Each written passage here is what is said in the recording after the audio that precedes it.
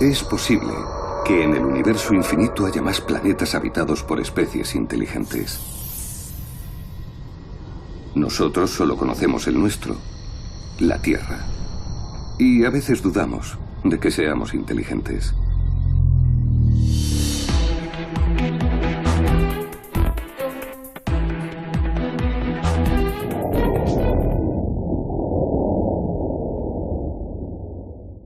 Por eso, quizá impresionados ante el espectáculo de destrucción y barbarie que habíamos sido capaces de hacer en lo que fue llamada Segunda Guerra Mundial, los países del mundo decidieron crear en 1945 la UNESCO, Organización de las Naciones Unidas para la Educación, la Ciencia y la Cultura, con la misión de salvar y conservar lo mejor de la humanidad.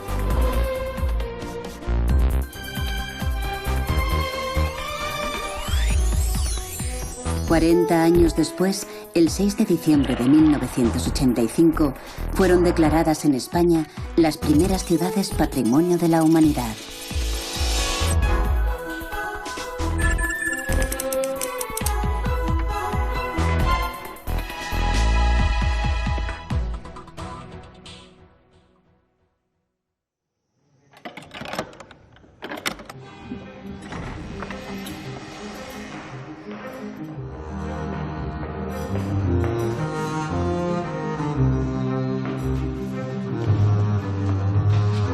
Hay ciudades que sueñan y nos hacen vivir sueños de piedra. Sueños que permiten imaginar la vida de aquellas damas y caballeros que siglos atrás habitaron en estos palacios y tuvieron sus propios anhelos.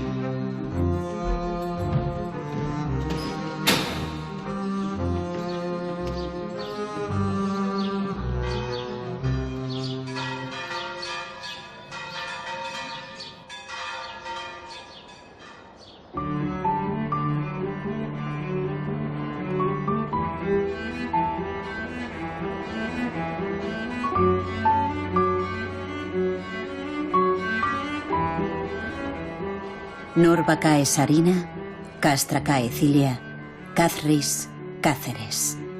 Una ciudad nombrada y habitada por romanos, visigodos, musulmanes, hebreos, cristianos. Pueblos que dejaron su huella en estos edificios, construidos unos sobre las esperanzas de los otros. Quizá todos tuvieron los mismos anhelos.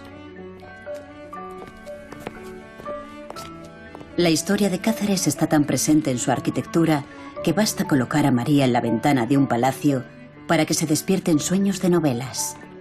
Películas de caballería que forman parte de nuestra memoria de infancia. La arquitectura también sueña y añade un valor sentimental al lugar. Cáceres es el tercer conjunto histórico mejor conservado de Europa. Una ciudad emblemática, patrimonio de la humanidad. ¿Sabrán los turistas que llegan a esta plaza la importancia de este lugar? ¿Por qué personas de todos los tiempos han escogido Cáceres para vivir? En el siglo XII, los fueros de Cáceres, dictados por el rey Alfonso IX de León, reconocían como personas libres a aquellos que se instalaban en esta tierra. Un siglo más tarde, Fernando III decretaba que todos aquellos que repoblaran Cáceres serían iguales ante la ley.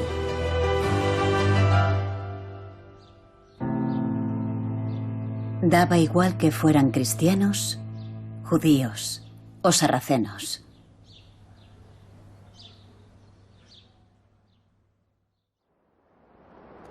Claro que la historia también gira en sentido contrario.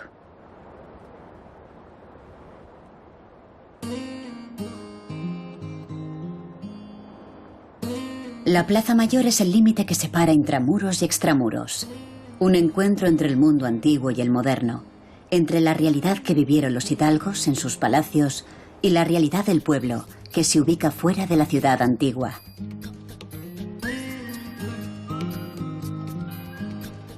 Hoy, en esta plaza, los cacereños se cruzan con turistas que llegan en busca de una experiencia medieval. A mí me gusta la Torre del Bujaco, porque es muy antigua. Se puede ir andando de un sitio a otro, no hace falta coche. Me siento como en casa. Como en casa. Como estar en casa. Pues empecemos el recorrido como si nos encontráramos en casa o en el barrio. Por ejemplo, a la hora del aperitivo en la Plaza de San Juan. Aquí está Leoncia, un símbolo de la mujer trabajadora que, en una ciudad de nobles y blasones, terminó ganándose la vida vendiendo periódicos.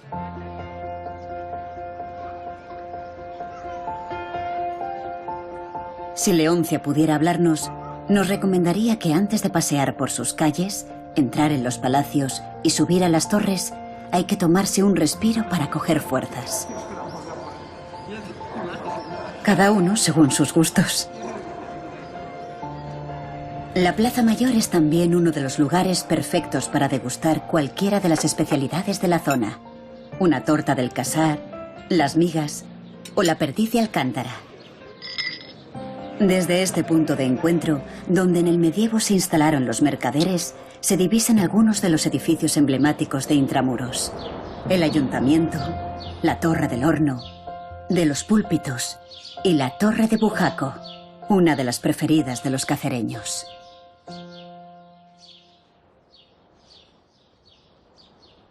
El Arco de Estrella es, desde el siglo XV, la principal puerta de entrada al recinto amurallado. Pero esta forma del vano pertenece al siglo XVIII. Es obra del arquitecto y escultor Manuel de Lara Churriguera, a quien se le encargó abrir el arco para que pudieran llegar los carruajes al Palacio de Carvajal.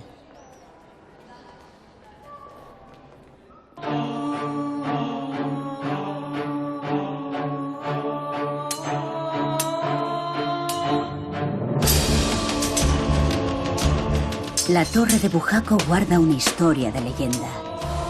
En el siglo XII, el rey Fernando II de León creó una orden militar y religiosa, los fratres, la semilla de la Orden de Santiago. Protegía a los peregrinos y a la ciudad del avance musulmán. 9 siglos más tarde, jóvenes universitarios cacereños siguen en la lucha.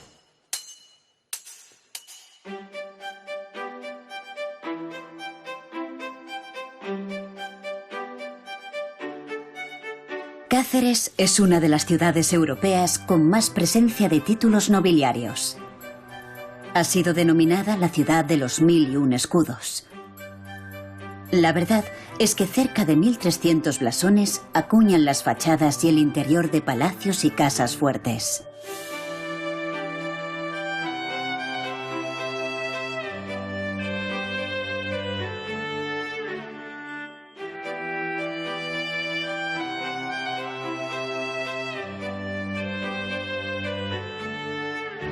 La costumbre de colocar blasones fue importada del centro de Europa, donde los gremios colocaban un distintivo en la puerta de su taller.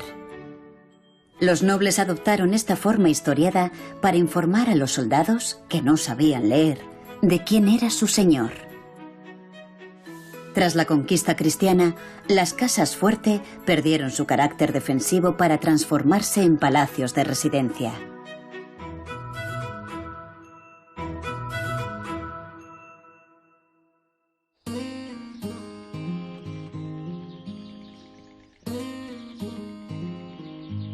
No es fácil tener la oportunidad de pasar el día de palacio en palacio, salvo si te encuentras en Cáceres. Entre todos los palacios destaca el de los Golfines de abajo.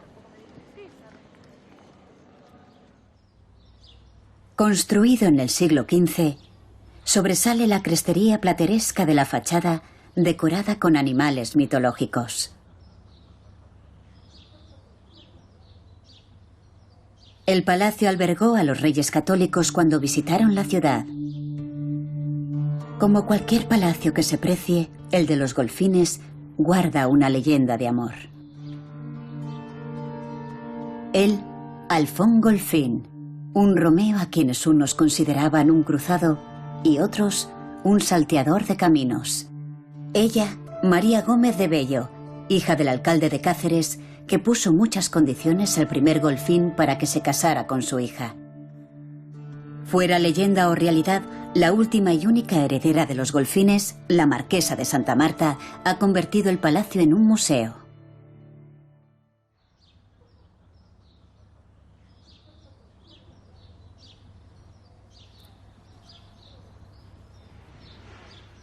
Cerca de la calle Amargura, llama la atención un balcón esquinado que pertenece, como la Torre de Galarza, al Palacio de Pedro Carvajal.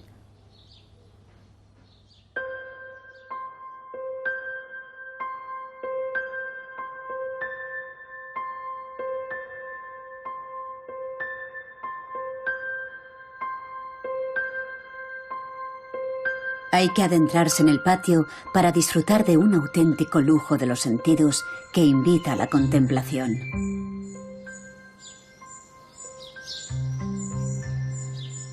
Esta higuera podría contarnos si el lenguaje del amor ha cambiado en los últimos 400 años.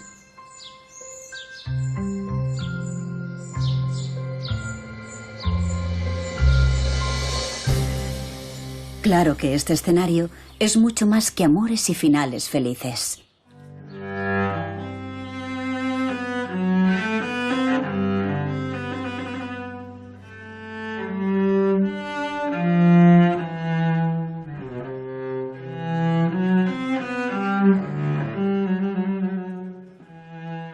Antes de continuar, es un lujo de príncipes detenerse en la plaza de San Mateo. Junto al Palacio de los Golfines, la Casa de las Veletas y la Torre de Sande, dos amantes de la buena vida decidieron abrir al público un espacio para el encuentro: Atrio.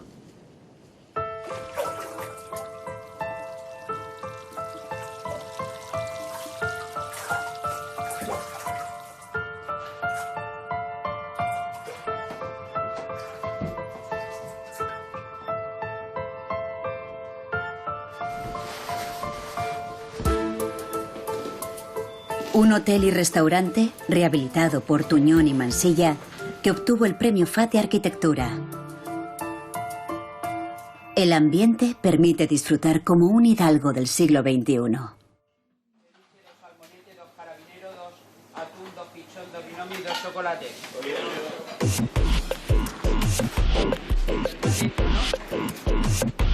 En la cocina están los artesanos, los artífices de que Atrio haya obtenido 2 blasones de la comida, 2 estrellas Michelin. ¿Qué hemos preparado? Kaki no teppanyaki, bermotto no sauce. En castellano, no comprendo. La ostra plancha con salsa de ostra con vermut blanco. Muy bien.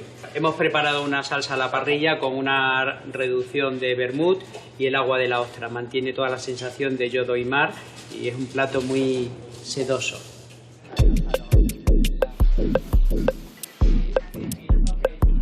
Mi postre favorito es este tocinillo del cielo, receta de las monjas de aquí al lado, que equilibra perfectamente un poco el dulce del tocinillo con el punto ácido del helado de yogur.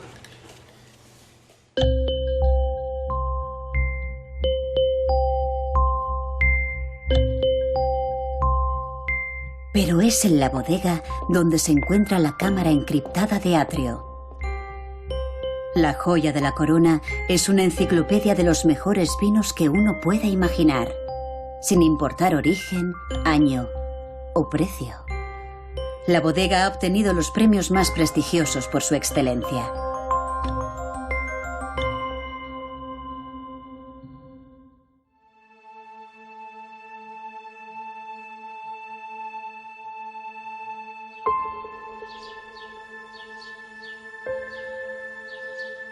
Sigamos el camino de los hidalgos. La concatedral de Santa María es el templo cristiano más importante de la ciudad. Nos dan la bienvenida a una torre renacentista con 4 flameros y 2 portadas góticas. La dureza defensiva del exterior desaparece al entrar en este espacio de recogimiento. Los pilares que soportan el peso de las bóvedas de crucería gótica separan las 3 naves. De ellas cuelgan escudos y símbolos heráldicos pertenecientes a los nobles que financiaron la concatedral. El pavimento es un diccionario de heráldica. Los nobles gozaron del privilegio de ser enterrados en el interior de las iglesias hasta que Carlos III prohibió los enterramientos por razones de higiene. La mejor identidad de un noble es su blasón. La prueba de ello lo tenemos en la concatedral de Santa María, donde al tiempo que se estaban haciendo, los nobles iban pagando sus aportaciones a la iglesia para colocar sus blasones del modo que fuesen más evidentes, no solo en las capillas, sino en la pared. La capilla de los Blázquez contiene la talla del Cristo Negro. Debió pertenecer a la Orden de los Caballeros Templarios que huyeron en el siglo XIV a Portugal. Bajo la bóveda de crucería encontramos este retablo plateresco del siglo XVI. La calle central muestra motivos relacionados con la Virgen y con la infancia y pasión de Jesús. Un ejemplo único de obra sin policromar. El motivo de su desnudez se debe a que el hidalgo que lo financió se quedó sin recursos. Es la razón por la que el retablo nos ha sido legado con la verdad de esta madera de Flandes.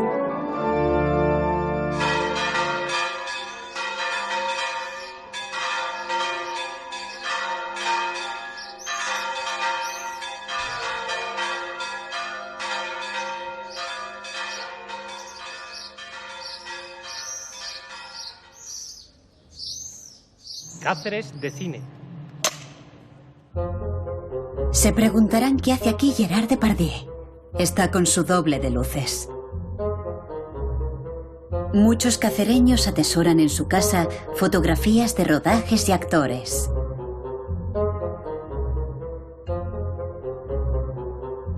Desde los años 50, producciones nacionales e internacionales han aprovechado este escenario para sus películas. En Cáceres es difícil discernir entre ficción o realidad. Vamos a colocarnos así por aquí, porque vamos a ver este palacio. Bien, estamos delante del Palacio de Toledo Moctezuma. Comentaros que este palacio se construye en el siglo XV, la parte más baja y la parte más alta un poquito más tarde. Como veis, es diferente, es de ladrillo, se hace a finales del siglo XVI, primeros del siglo XVII. De la historia del palacio hay que contar que Isabel de Moctezuma es la hija del rey Moctezuma II, su nombre original era Tecuispo y toma el nombre de Isabel cuando se convierte al cristianismo. Isabel de Moctezuma tendrá unos affairs con Hernán Cortés y de ahí pues saldrá una hija ilegítima que ella, Isabel de Moctezuma, nunca llegó a reconocer.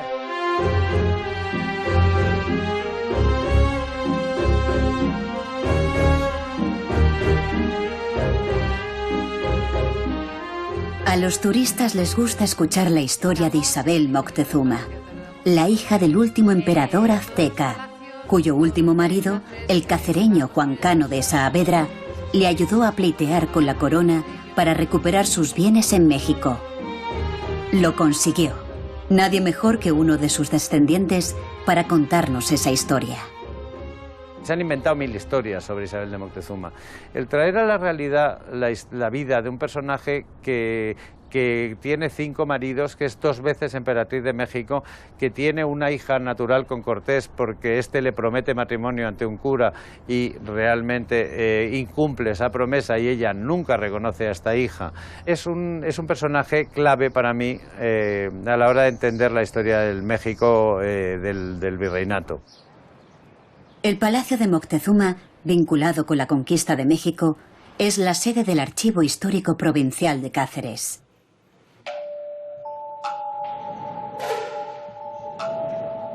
Aquí se guardan documentos y pergaminos procedentes de colecciones privadas e instituciones. Auténticos tesoros que nos narran la vida de la ciudad desde el siglo XII. En el laboratorio de restauración encontramos una Real Orden de Carlos IV, de 1803, firmada por el rey.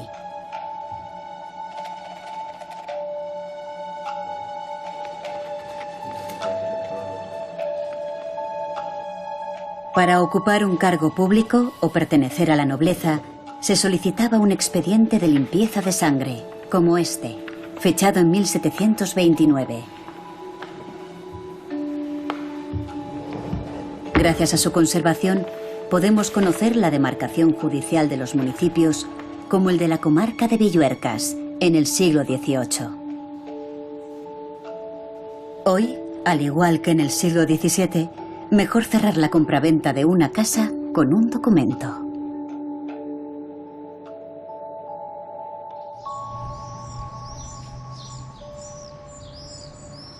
Junto a la grandiosidad de los palacios se encuentra un barrio humilde, San Antonio de la Quebrada, la antigua judería.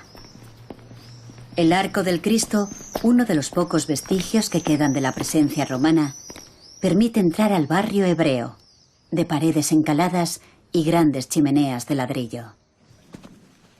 Calles sinuosas y pedregosas que los señores cristianos desecharon como no aptas para edificar sus palacios.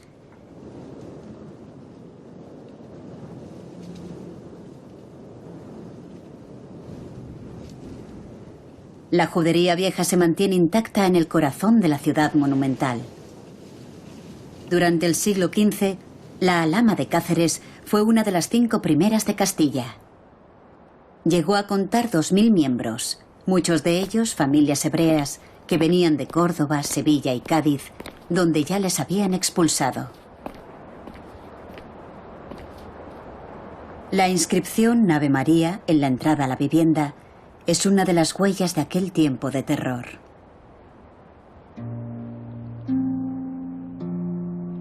Los judíos debían hacer alarde de su fe cristiana, su única medida de protección.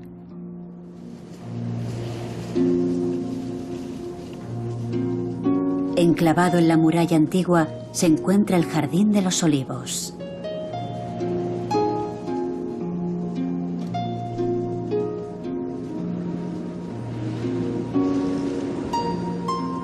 Posiblemente era un lugar de meditación y descanso después de salir de la sinagoga.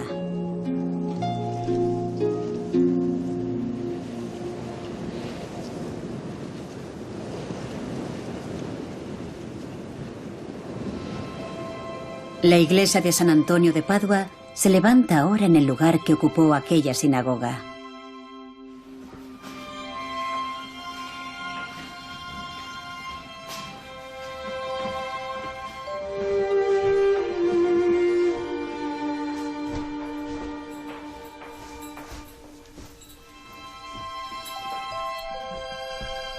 Hasta aquí llega el olor de los dulces que elaboran las clarisas. Hay que comprar pronto, que se los quitan de las manos. Sí, buenas tardes, Nos de Dios. Hola, buenas tardes. Mire, quería perrunillas y yemas.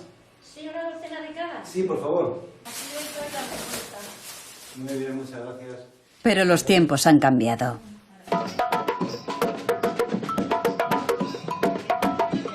Esta ciudad con historia vive una revolución al llegar el verano.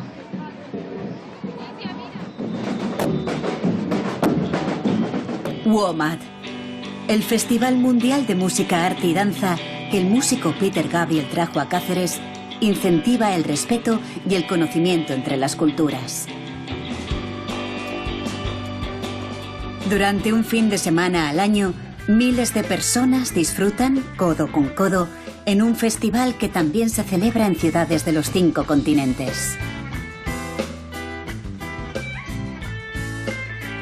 Como el buen vino y la cerveza de barril, la música es un idioma universal que reúne a todo tipo de personas y demuestra el sinsentido del racismo. Una expresión de alegría que dura del día a la noche.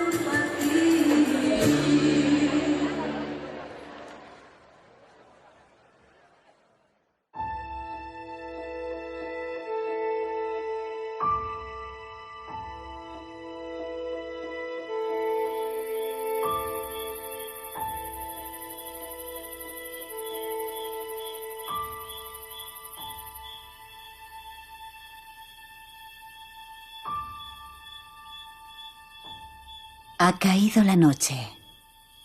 Es el momento de pasear y escuchar.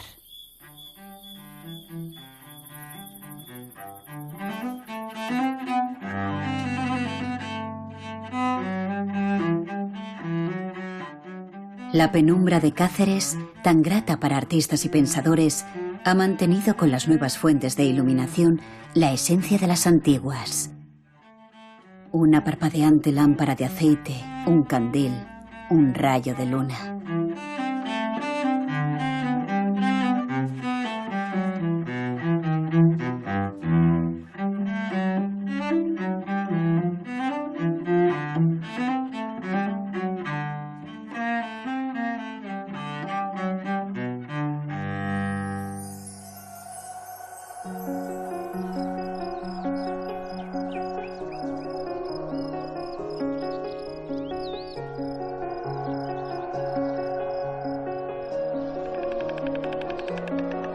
A 14 kilómetros de Cáceres, en Malpartida, se encuentra Los Barruecos, un paraje con yacimientos prehistóricos y formaciones graníticas.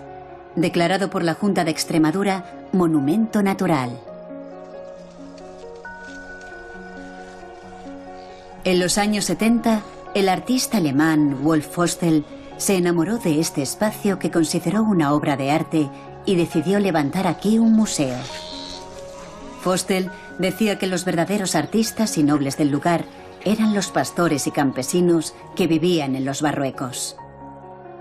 En un viejo lavadero de lanas, creó un museo Fluxus que es un encuentro entre arte, naturaleza y vida.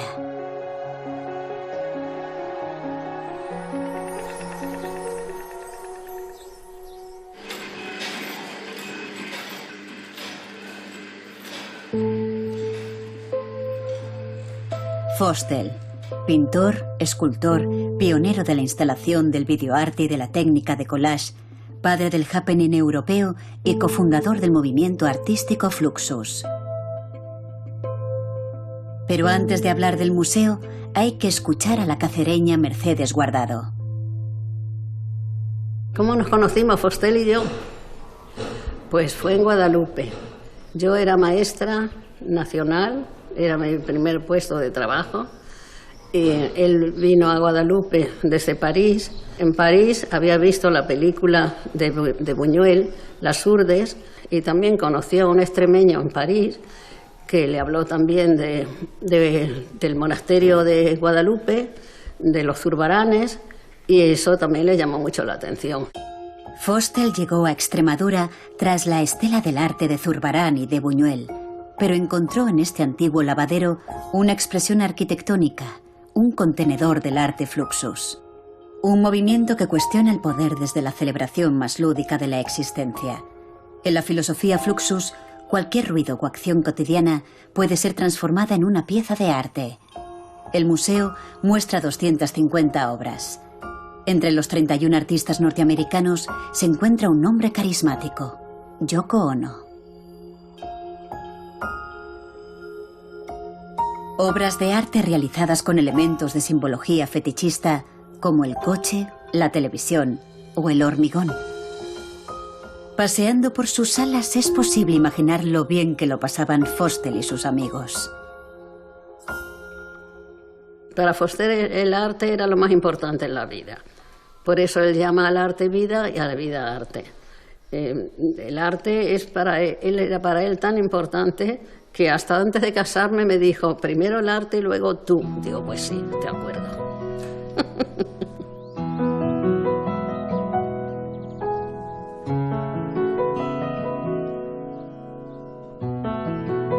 El Monumento Natural de Los Barruecos forma parte de la red de espacios protegidos de Extremadura por la singularidad de sus formaciones geológicas.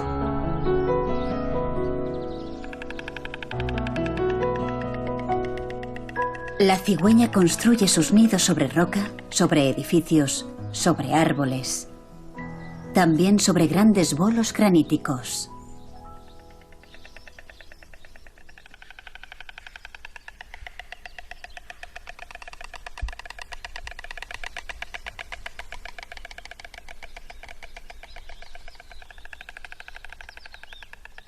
En Los Barruecos se encuentra la mayor colonia de cigüeña blanca de Europa sobre piedras. Hemos censado alrededor de 60 nidos habitualmente de parejas de cigüeñas que crían aquí. Y aquí la cigüeña es paradigma de lo que ahora llamamos conciliación familiar, porque tanto el macho como la hembra se apoyan en la incubación y en la cría de sus polluelos.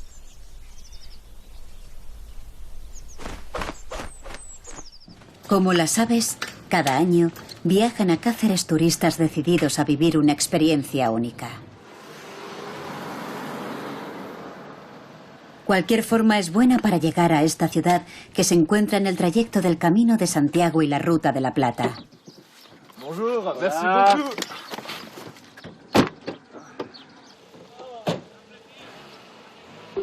Una de las más frecuentes es el tren.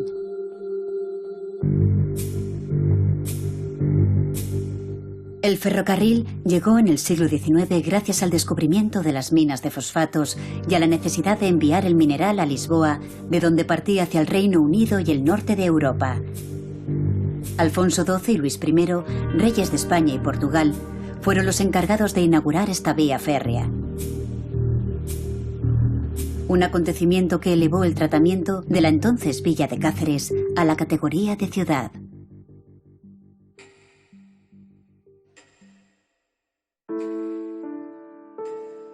Por primera vez llegaban compañías de teatro, periódicos diarios, la moda europea. Para alojar a los mineros, Segismundo Moret, el dueño de la mina, ministro de Ultramar y Hacienda durante el reinado de Alfonso XII, encargó un proyecto urbanístico inspirado en las ciudades industriales inglesas. Medio siglo después de que cerrara, este conjunto de viviendas, que se llamó Aldea Moret, fue declarado bien de interés cultural.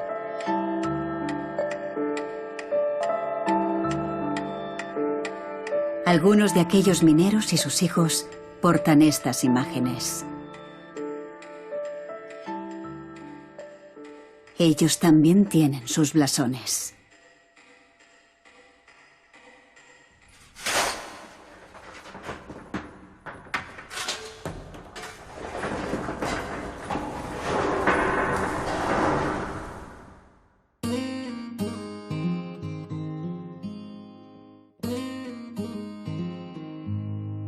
Cáceres no tiene ríos, pero los manantiales y riachuelos corren por las raíces de la ciudad, dando origen a aljibes, cisternas, pozos y al cultivo de más de 33 hectáreas de huertas fértiles.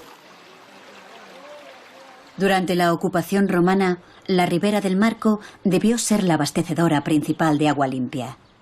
Pero fue durante el dominio islámico cuando el arroyo se aprovechó mediante sistemas hidráulicos.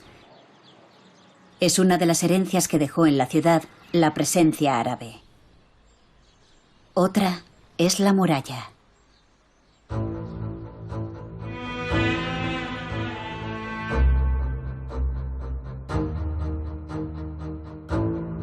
La muralla de adobe es principalmente almohade, una forma de defensa real y psicológica construida a finales del siglo XII para protegerse del avance cristiano.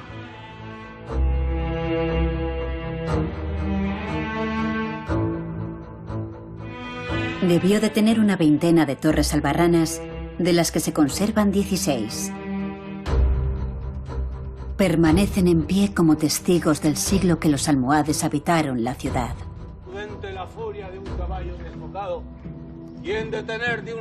Izucazris, Cáceres, donde hoy se va a celebrar el Festival de Teatro Clásico, ha sabido conservar este recinto andalusí para todos nosotros. Sin duda, una de las razones principales por las que la UNESCO declaró a la ciudad Patrimonio de la Humanidad. Yo que varón he nacido y aunque de hermana menor, debo ser el preferido. Pueda desmentir todo ese marcial trofeo con quien ya atrevida lucho. A cielo abierto, como en los primeros teatros griegos, los actores ultiman ensayos de una obra que podría ser un símbolo de Cáceres. La vida es sueño.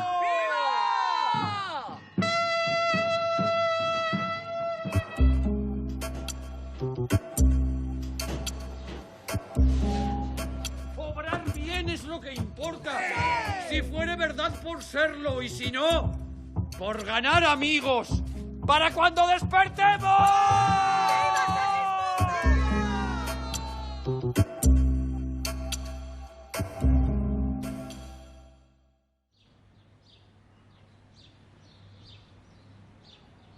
Este es el Conservatorio Oficial de Música Hermanos Berzosa. En una de sus salas, un grupo de estudiantes ultiman los ensayos para una performance que van a ofrecer junto a otros artistas en la Fundación de Artes Visuales Elga de Alvear.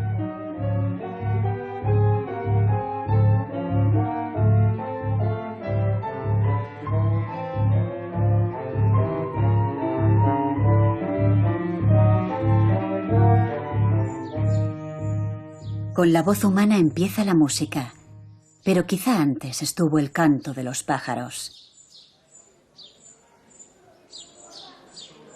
Cáceres es una ciudad privilegiada por la diversidad de aves que aquí habitan. Es común encontrar ornitólogos por las calles tomando nota del aumento de algunas especies en la ciudad. ¿La pareja de María Jesús? Y un milano volando. Mira, aquí hay 2 grajillas ahora y otra que llega. En el tejado, eso se ha metido en el tejado. En el tejado, en la cubierta, por lo menos 4 parejas de bebés. Más de 4 parejas seguro. El jardín de Doña Cristina de Ulloa tiene su propia banda sonora.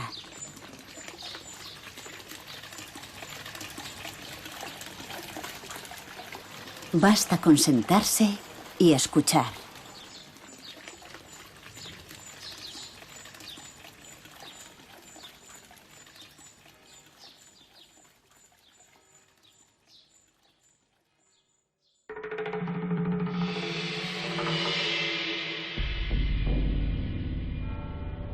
Salvo en el Palacio de las Cigüeñas, las torres tienen la altura de un castigo.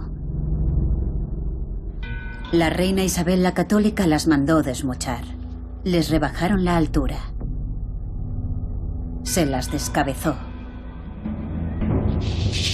Quería humillar a los hidalgos que apoyaron a su sobrina, Juana la Beltraneja, en la lucha por la sucesión al trono.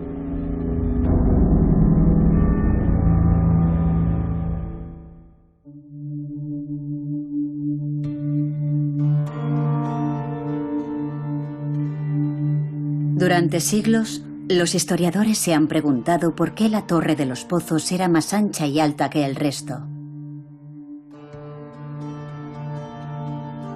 ¿Por qué se separa de la muralla? ¿Por qué? Un día, al tirar una casita del barrio antiguo, el secreto se desveló. La torre más alta de la muralla protegía esta cisterna. En caso de ataque, los hombres, mujeres y niños almohades que vivían aquí tendrían acceso al agua sin arriesgar sus vidas, sin salir de la fortaleza.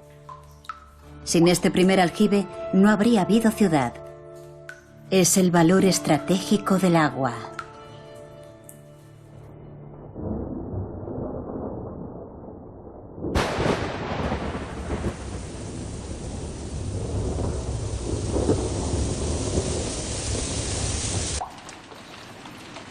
Este otro aljibe, posiblemente de época posterior, es el segundo mejor conservado de Europa.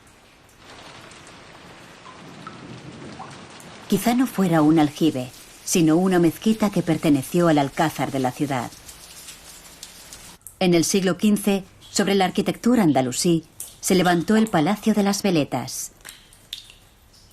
En el sótano se encuentra esta huella de aquel pasado.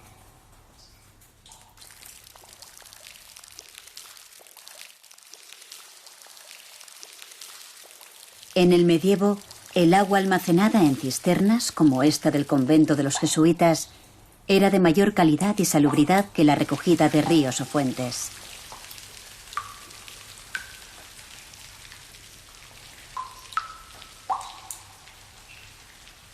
Hoy, igual que ayer, el agua decide la calidad de vida de una comunidad.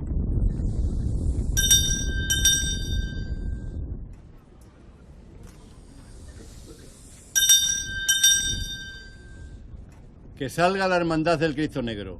Dios lo quiere así.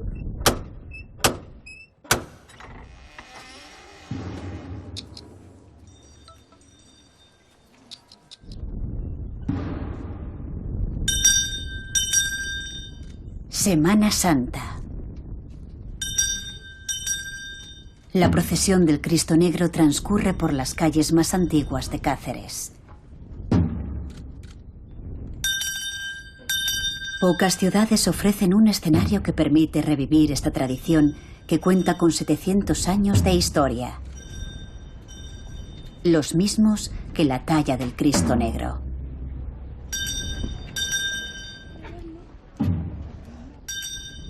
El Cristo de madera, el Cristo humilde, ha presenciado el mal de la Inquisición. También el bien que la institución de los cofrades ha ejercido desde su inicio, ocupándose de los más desfavorecidos.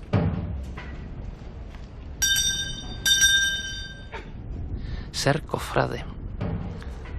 La gente no sabe muy bien lo que es ser cofrade. Eran las únicas entidades que atendían a los enfermos y a los condenados a muerte, a los desarraigados, a las personas abandonadas de la sociedad, quienes los atendían, quienes los enterraban, quienes los cuidaban. Eran los antecedentes de las actuales cofradías de penitencia. Son entidades que tienen 600 o 700 años de antigüedad. Tiene que haber un pozo, tiene que haber algo que justifique que una sociedad como la actual siga habiendo personas que creen que merece la pena hacer por eso.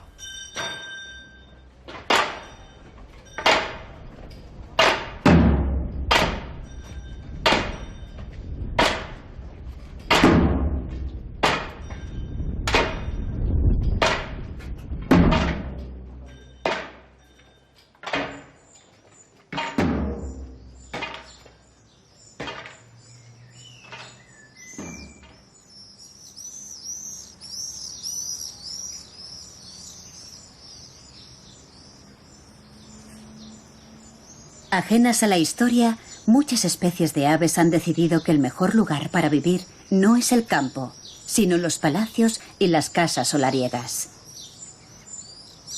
El corazón histórico reúne cerca de 52 especies. Cáceres ha sido declarada zona de especial protección para las aves por su diversidad.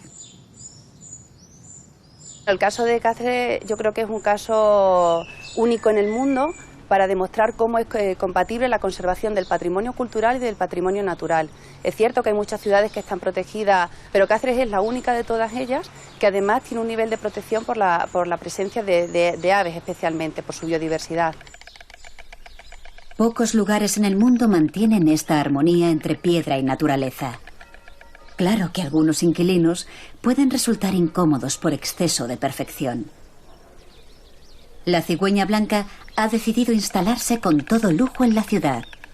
Y como le gustan las casas bien hechas, reforma y reforma su nido hasta amenazar las techumbres. Por suerte, también hay buenos vecinos. Bueno, el mejor ejemplo de un buen vecino en el caso de las aves lo tenemos en el cernícalo primilla. Es una especie que no da ruidos a sus vecinos, que no da problemas de suciedad. Aquí la ciudad de Cáceres aprovecha los múltiples huecos que hay en los edificios, tanto en las cubiertas como en los paramentos exteriores, para nidificar. Y ha sido el motivo fundamental por el que se ha declarado una zona protegida.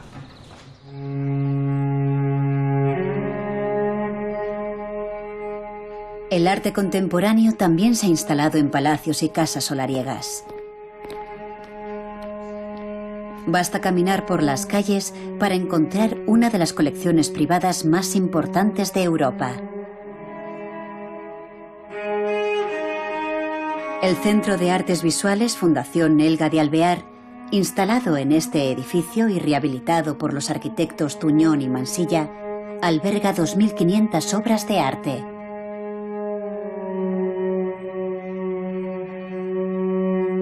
Auténticas joyas de los principales movimientos de vanguardia hasta la actualidad.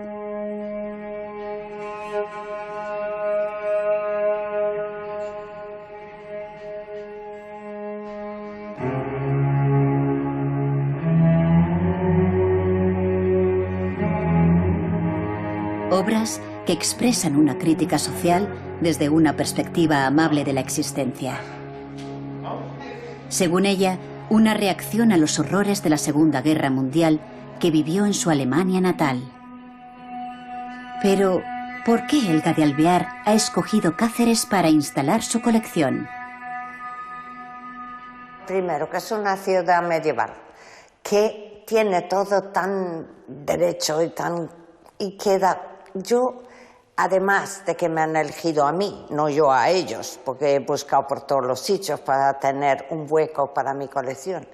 Pero ahora estoy absolutamente feliz porque es tan austera y toda esa alegría que mira aquí a mi alrededor, que son todos súper artistas, ya famosísimas, y que luego ves esa austeridad de esta ciudad.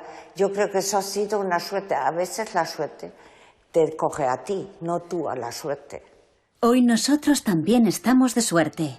Sigamos el camino de la música. Hay performance en el Centro de Arte. Los estudiantes y profesores del Conservatorio de Música y un grupo de voluntarios construyen juntos esta creación.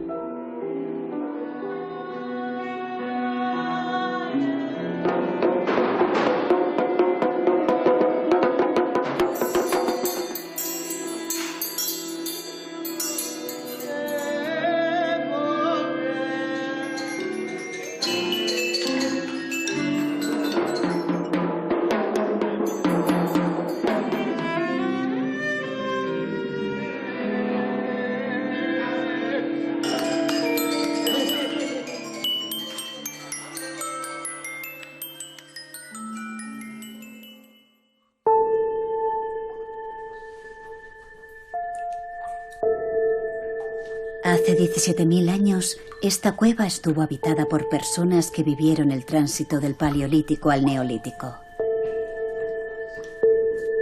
Descubrieron el valor del fuego, se iniciaron en la agricultura, utilizaron conchas como la del Camino de Santiago.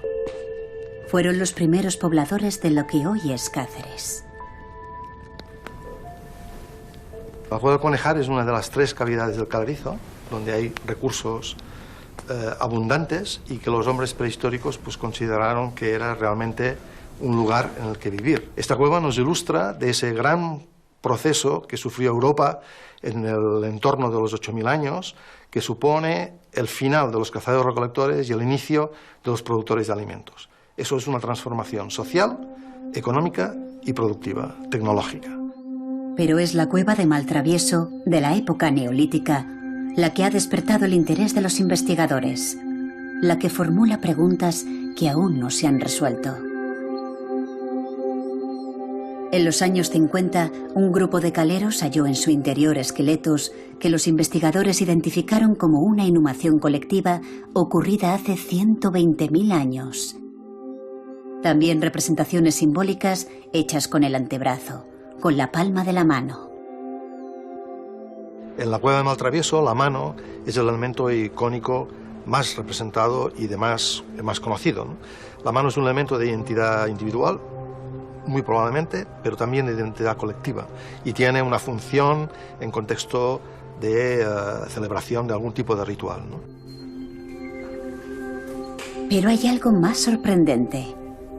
A estas manos de Maltravieso les falta un dedo, una falange. El problema que tenemos en general en lo que representa el arte es que se nos ha perdido el diccionario.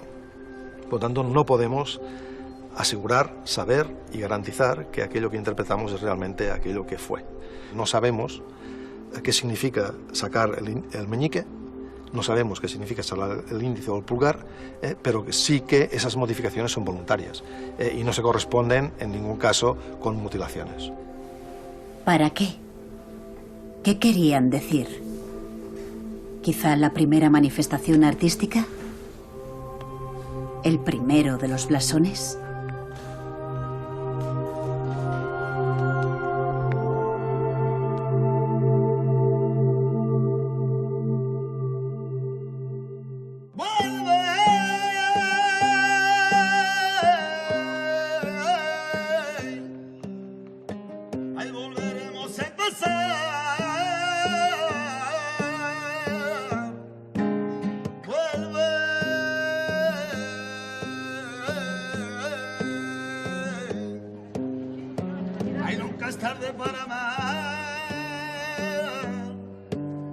Aquí nunca es tarde para amar. Dicen las crónicas que Cáceres nunca se olvida, que permanece en el recuerdo como una ciudad soñada, una ciudad que tatuó su historia en calles y palacios, en la querencia de la gente. Volver por su historia, por la naturaleza, por las personas que aquí habitan, por el placer de volver a Cáceres, patrimonio de la humanidad.